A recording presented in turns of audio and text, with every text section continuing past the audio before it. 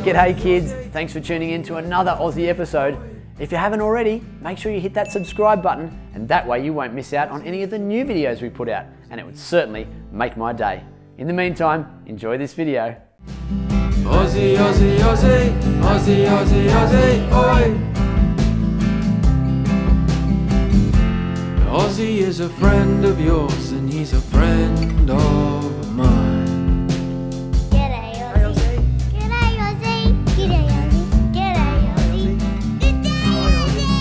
G'day Ozzie. G'day kids, Ozzie here. Now today, we're going to talk to not just one, but two Olympians at the same time. Yep, Skye Nicolson and Harry Garside are two of Australia's best boxers, and they both just competed for Australia at the Tokyo Olympics against the best in the world. But let me just say that these two aren't just great athletes. These two people are great human beings and have plenty of wonderful messages for kids and for grown-ups. Now, I recommend that you get comfortable and listen in very closely to this chat. Also, did I mention that one of them is the proud owner of an Olympic medal? It's pretty cool, isn't it? Okay, kids, it's time to meet Skye and Harry. G'day, Skye and Harry. Ozzie here. How are you guys? Hello. Thank you so much for joining us today. It's an honour to have you joining me for a chat today to share your story and inspire some kids out there. So for the kids that do watch our show and that are watching right now that don't know you, Skye and Harry, you are two of Australia's best Olympic boxers. You've just returned home from competing at the Tokyo Olympics, representing our country very, very proudly. Now, Skye, how does it feel to be an Olympian? Oh, it's the best feeling in the world. Ever since I was a little girl, I've loved the Olympics. I've loved watching the Olympics. So to go to the Olympics and be part of the Australian team has been such an honour and makes me feel so proud. As it should. I'm sure there's lots of kids out there that you've inspired, and lots of kids that probably have the dream of becoming an Olympian, and you both have represented our country so well and inspired so many kids to hopefully follow their dreams. Harry, how did you find out that you were going to be an Olympian, and what was that moment like for you? So I found out via message in February this year. So I was by myself, and our coach, the national coach, messaged me via Facebook, and I dropped to the ground and started bawling my eyes out, mate. I've dreamt about this moment since being 7 years old, and to finally get the confirmation that I got a chance to represent our beautiful country, the biggest event possible, was something so special. Yeah, I have no doubt, mate. 7 years old, that's it's quite a long time to hold on to a dream and set your sights on something. What was it at 7 that made you say, I want to be an Olympian? So Grant Hackett, some of the young people watching this show may not know Grant Hackett, but he was a famous swimmer. Back in 2004, he won a gold medal at the Olympics in the 1500 meter swimming event. And just watching my whole family captivated and staring at the TV, glued to the TV, watching that moment. I just remember thinking, like, oh, I want to achieve something like this. And then I started the journey, and I hold on to my dream so tight, and I finally got the opportunity to wear the green and gold at the biggest stage possible. Yeah, mate, it's really a testament to yourself, and it's a nice little message to send out to the kids that if you have a little spark and it sets it allows you to set up a dream and a goal, that if you just work hard and you stay keen, we always say stay keen at Ozzie. If you stay keen, you can get there and you can achieve anything, really. Yeah, that's the best thing about it, mate. I held on to that dream from such a young boy, and there was some times that I had some setbacks, had some failure, even had some people around me, some like family members and friends that maybe didn't believe in me, but I kept believing in myself, and I kept training hard, and I was very persistent, and I showed up every day, and finally got the opportunity to put on the green and gold and have the Olympic rings on my chest. It was very, very, very special. Awesome, mate. Well, I wear my green and gold. I'm very proud to be an Australian myself. I'm never going to be an Olympian, but I feel the Olympic spirit, and I love supporting. If there was Olympic sport for spectating and supporting, I reckon I'd go all right in it, because I was cheering pretty loud for you guys back home. So, Skye, there are a lot of Olympic sports that I played. How is it that you chose boxing? I actually grew up around the sport, so my family was all involved in boxing. So I kind of fell into it a little bit that way. But obviously being a girl and doing a sport that was mostly boys was a little bit more challenging. But yeah, I just started boxing and I loved it, and I didn't care that there wasn't many girls boxing. I was enjoying it. I was kind of good at it. And that was kind of what kept me going, and I fell in love with the sport. Yeah, great. Well, you've got to love what you do, right? And if you love what you do, you're going to have a bit more success in life. So that's good. How old were you, Skye, when you started boxing? I was 12 when I started boxing. So I've been boxing for 13 years now. And yeah, never looked back. Awesome. So for the kids that are watching, what age do you think is a good time to start boxing? Is there an age that's too early or too late, or what do you reckon? I personally think maybe 10, 11, 12 is a great age. As well, you've got to make sure you're having fun. That's the most important thing. You've got to make sure you're passionate about it, you really enjoy it. Because when you really are passionate about something, you really enjoy something, you're going to want to show up. When someone's pushing you to do something and it's maybe not what you really want to do, then you're not gonna really like it. You're not gonna enjoy it. So if it's not boxing, whatever it is, it could be cooking, it could be acting, it could be another sport. Who knows? You just gotta find that thing that makes you feel happy, and the thing that you want to continue doing. Like, up to you. It's all on you.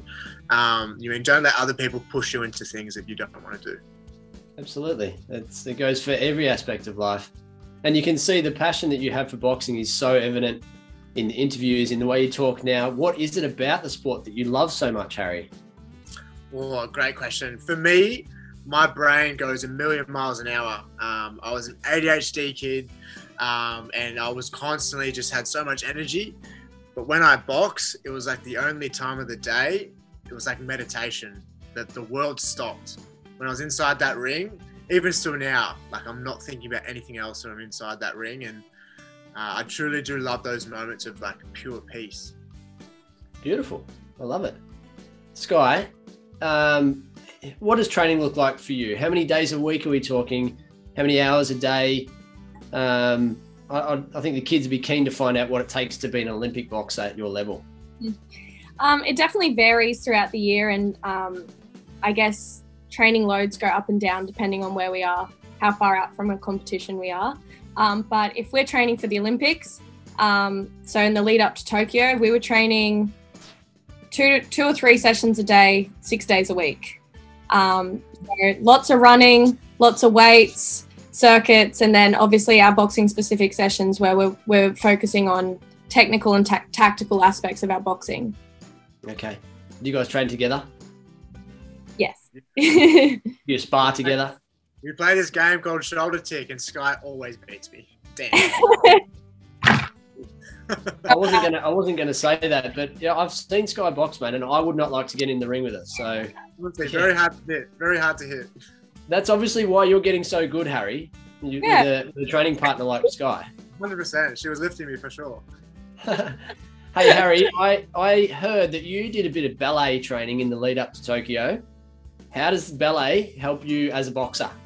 So ballet, I've always wanted to dance. I sort of kept it quiet when I was younger. I come from a bit of a country town, and the males in my life may have like looked at me funny if I said I wanted to dance or do ballet, but I finally built up the courage, and I started about 2 years ago. And it's so good for boxing, like the power they generate through their legs, technique, they make it look so elegant, but there's so much behind what they do. It's really, really hard, and I pull up sore the next day, and it's just good to do something else. I've done boxing since I was 9, so 15 years non-stop. So it's really good to do something else that humbles me, because I'm really bad at it. And as well, it's like a new challenge. I really want to try my best to get good at it. That's awesome. It's nice to keep challenging yourself throughout life. No matter if you're really good at something, it's nice to, as you say, be humbled and feel the challenge of something that's completely new. I actually tried ballet myself. We did a ballet episode, and it was extremely difficult. It was way harder than I thought. It doesn't look easy, I must say, but it was a lot harder than I thought. And I got dizzy twirling around. So it's not for me, but at least I gave it a go. And hopefully the kids that watched that episode have given it a go too. So what about you, Skye? Have you done any ballet or any other kind of interesting training apart from boxing? I haven't done ballet. We actually used to do Zumba once a week. Just to, like, change our training up, keep things fun and light, and just another way to still be active and doing a new skill, but moving away from boxing and just having that, I guess, something else. And yeah, I loved it. I loved while we did that. We did it for about 12 weeks on a Wednesday night, and I absolutely loved it. It was so much fun, just changing up the training, a different environment. It was good. I liked it. Yeah, awesome. So with boxing, you both started fairly young ages, and I reckon there's going to be a few kids that feel like they want to get into it after seeing you guys at the Olympics. Where would you point these kids in the direction? Where can they box, and what would you say to them, those kids that do want to give it a try? So there's actually, the good thing about Australia, in most suburbs, there's actually a boxing gym. If not, there'll be one in the surrounding suburbs. So definitely ask your parents maybe to look online. That's probably the best way. Me and Skye as well, I know we have like a lot of stuff in our message requests, but sometimes if, say, your parent was to message us, we could definitely point you in the right direction potentially. But definitely look online. There's always boxing gyms within a 10K radius, I think, of most towns. So you'll definitely have something close by for sure. Yeah, it's definitely an accessible sport, that's for sure. And you don't need a lot of equipment. You just got to show up. So when you say show up, explain to the kids what show up means. What does it mean to you, Skye? I think when you're first starting out, I think it means getting to training 10 minutes before the session starts and being ready to go. So having a good attitude, having everything you need for that session, and being there, showing up, ready to go on your training days. Awesome. Harry, have you got anything to add? What does it mean to you, mate? I think, just good attitude. That was a big one. Good attitude, showing up and having a good hard crack, having a go. That's a big thing. Being curious, seeing what other people are doing, trying to learn from other people. That's a big thing too. But just effort is probably a big thing. Just showing up and be the willingness to try something and give it all you've got. Beautiful. You don't need to be the best at everything, right? You just need to give it a try, and you be the best that you can be at it. So that's all we ask kids to be. Me and Skye both, we're probably not the most talented athletes, but we work bloody hard. And that's something that we can credit ourselves for. And I'm very proud of myself for that. And I know Skye is too. We work bloody hard to be where we are. So that's a great message to send the kids. You don't need to be the best, but if you are prepared to work harder than the best, then you're going to get the goals that you want to achieve. You're going to make it to the Olympics and achieve that success. Now, you have influenced kids, because we've got a couple of questions from kids that have been sent in. Don't shoot the messenger. This one is from a little fan. He's only 6 years old. His name is Jack, and he's from Sydney. And he says, rightly so, why do you both have such pretty faces still?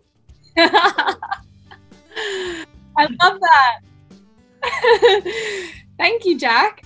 I think it's because we've trained so hard that we're pretty good at not getting hit too much.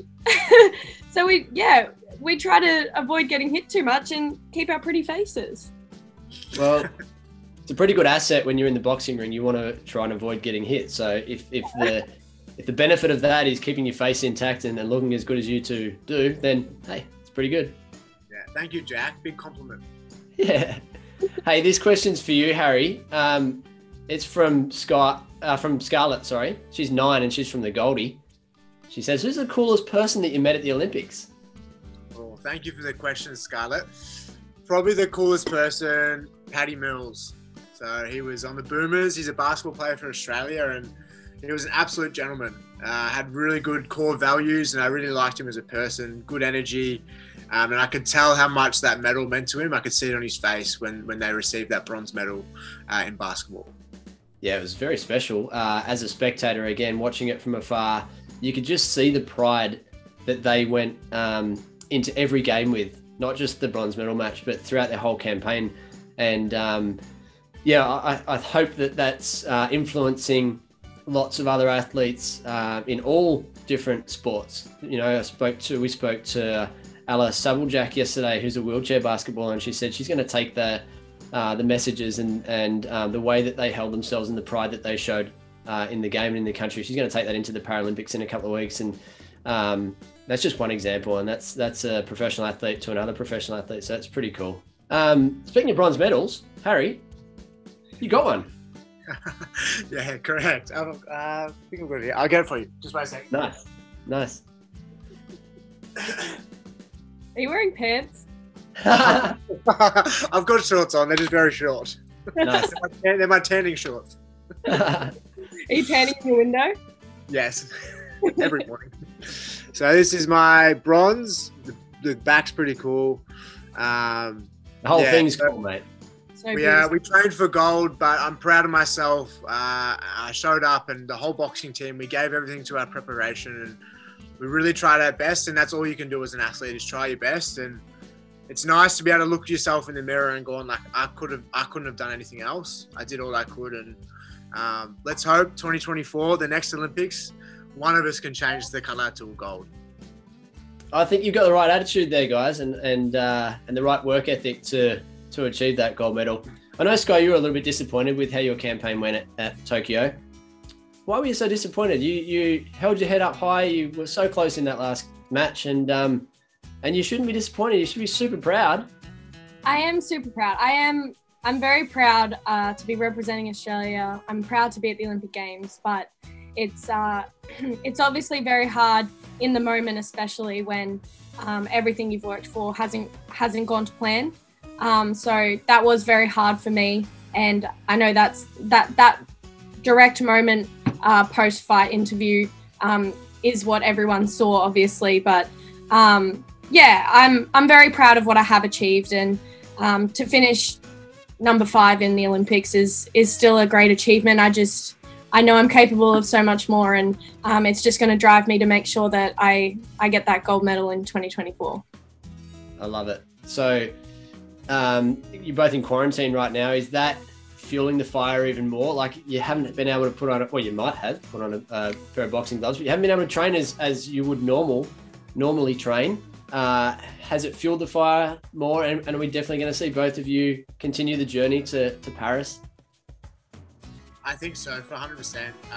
Yeah, being trapped in a room for 2 weeks, it's definitely making me itching to get out there, and I just want to fight. I love competing, and I love training hard, and I love having a goal that I can chase with everything. No matter what the goal is, could be big or small, but I like setting a goal and then just training towards that thing, whatever it is. And when I get out of quarantine, mate, I'm going to set myself a new goal. It could be out of boxing, it could be in boxing, whatever it is, and I'll be chasing it really hard.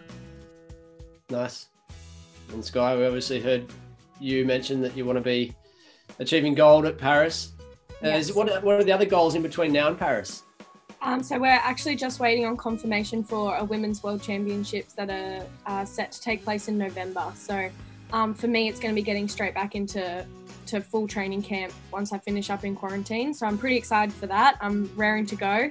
It's definitely been enough break in here. So yeah, I'm just excited to keep active, keep boxing, and the Commonwealth Games are less than a year away as well. So I obviously want to defend my gold medal there, get a double gold. So yeah, still lots to look forward to.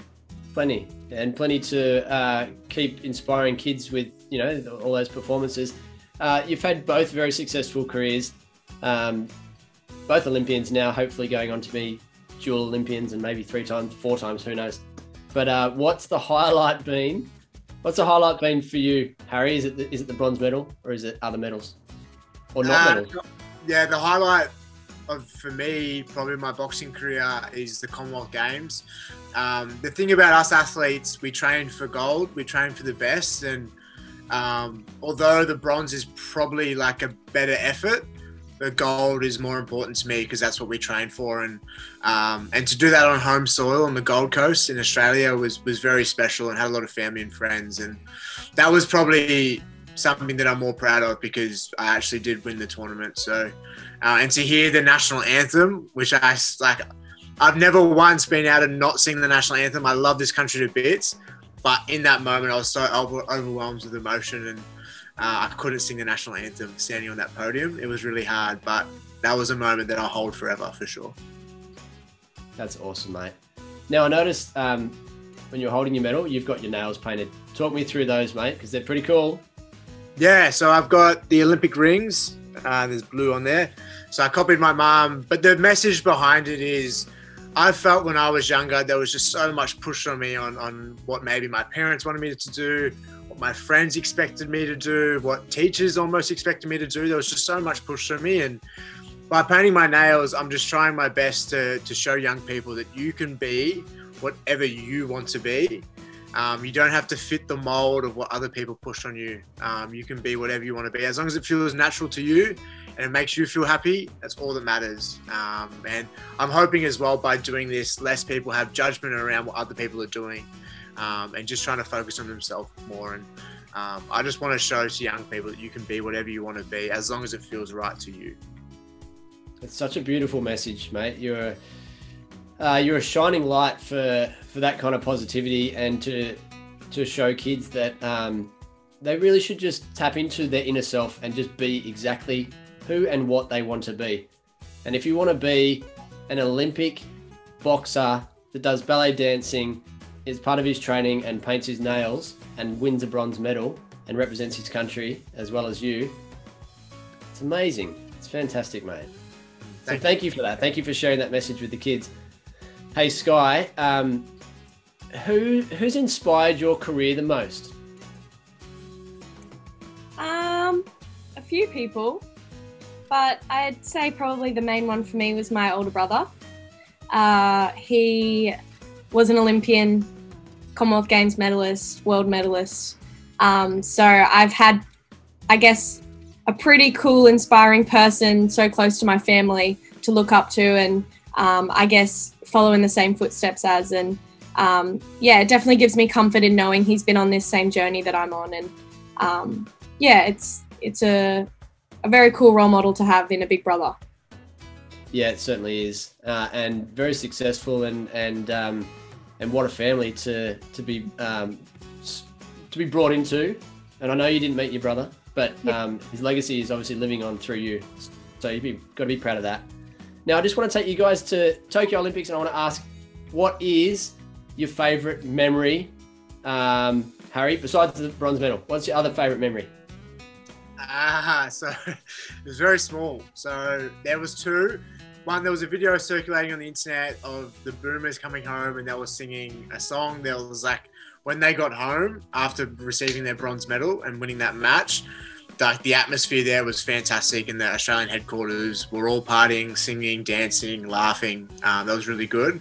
But as well, another small moment. So it was just me in the elevator by myself, and just as about to take off, someone pressed the elevator and he jumps in.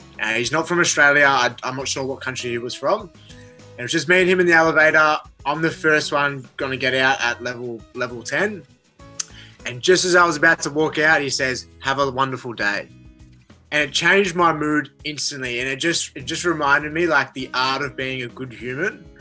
And it's like that one small moment. He said 4 words, "Have a wonderful day." And it changed my day. Honestly, I was positive for the rest of the day. So, and it just reminded me that like, you just got to be nice to people and it can change their day. Amazing. And you don't, I love that, because you don't know what kind of impact you're having on a stranger just by making some kind of positive comment like that. And it's a simple comment, but it's changed your whole day. And that's, it's a sensational impact that person's had just by one comment. And it's, kids can do that. And parents are going to be watching this as well. So they can take little bits and pieces from that and apply it to their own lives. Hey, Skye, what's the best thing about the athlete village in Tokyo? I saw the food hall, which was incredible. And I know that you like your Nutella and your chocky biscuits and your snacks. Was that one of your favourite bits? The dining hall was cool. I obviously didn't really experience much of it until I was out of competition. There wasn't a lot of eating happening before then. But my favourite thing about the village was the vibe. Like, everyone was in such high spirits, and I felt like you could just say hello to anyone. It didn't matter what sport they were from, what country they were from, and you were going to get those good vibes back. And I felt like that was a really cool feeling to just be in this little community with amazing athletes all doing their own amazing things in their own disciplines, and just all coming together from all different walks of life, from all different parts of the world, and being in this little community together. And just, yeah, I just loved being around the village and seeing everyone interacting with each other from all different countries and sports. I felt like it was a really cool kind of togetherness. Yeah, and such a unique thing to have that only happen every 4 years. All the athletes come together in one big village like that. It's pretty special. So just another reason for kids out there to aspire to become an Olympian, just for the experiences like that regular average Joes like myself don't get to experience, but we get to enjoy through hearing your experiences. We've been lucky enough to get the Brisbane Games in 2032. Not sure if you guys will be competing at that stage, who knows, but we may have the opportunity to see new sports included in the Olympics.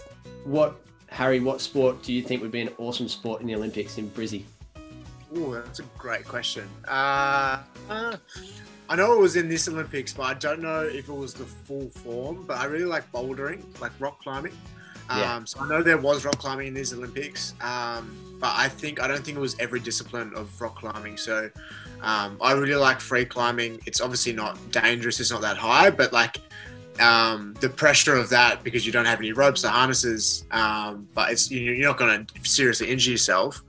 But it's like, I like the pressure of that, because it's like, I really enjoy it, because there's a lot of pressure. If you fall off, you're going to fall into the ground. So I really enjoy that, and I think hopefully that could be in maybe the Brisbane Olympics. Good question. Nice. Skye, what about you?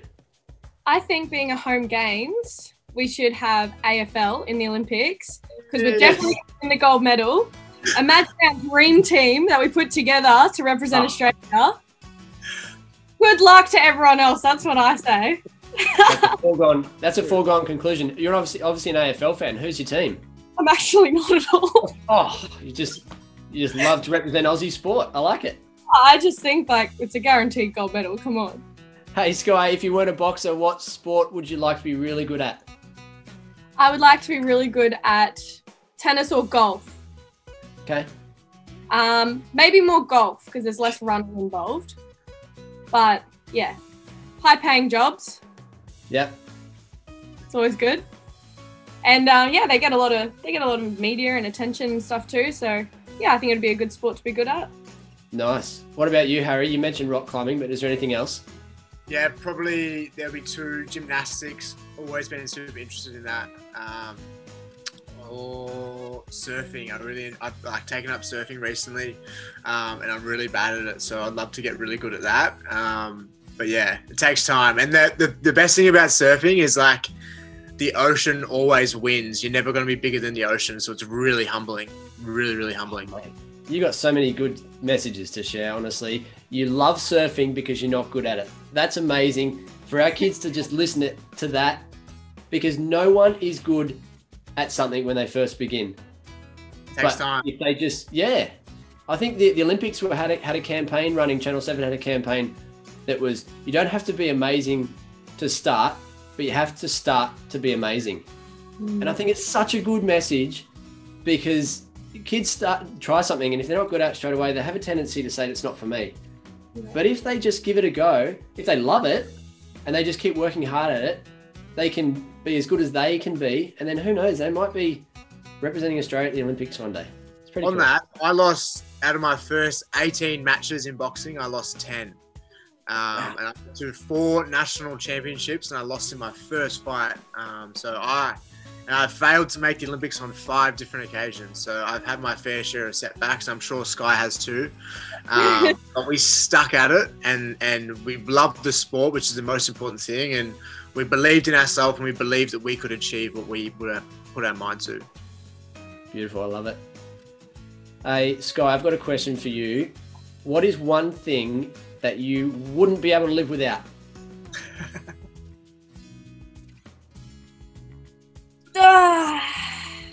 Chocolate.